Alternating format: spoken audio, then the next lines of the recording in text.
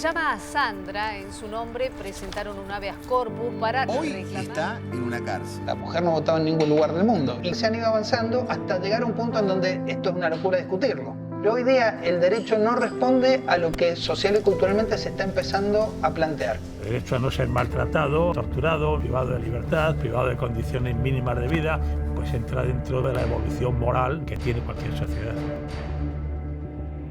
I know about your work as anthropologist, and I would like to make you some questions.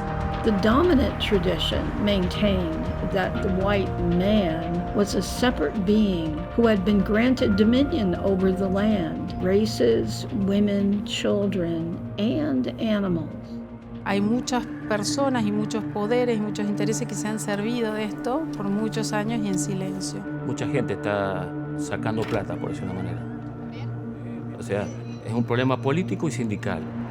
El tráfico de animales es el segundo gran negocio en el mundo ilegal, por el volumen y porque no está tan penado como el tráfico de armas, ponele. Eran 15, 20 mil dólares un chimpancé 20 años atrás. Ellos no querían acabar con su negocio.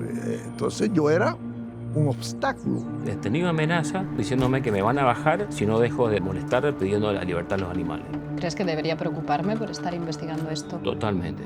¿Cómo nos salimos de un orden sagrado donde los que meamos de pie tenemos supremo poder sobre todos los otros? Ha habido una evolución en el sentido de integrar cada vez más seres dentro del concepto de persona. And when we asked him who he was, he said, orangutan person. Pero, por favor, recordemos esto. Sandra en su mente vuela y eso es lo que la mantiene viva, a mi entender. Dentro de 100 años, ¿lo que hoy estamos discutiendo estará totalmente superado?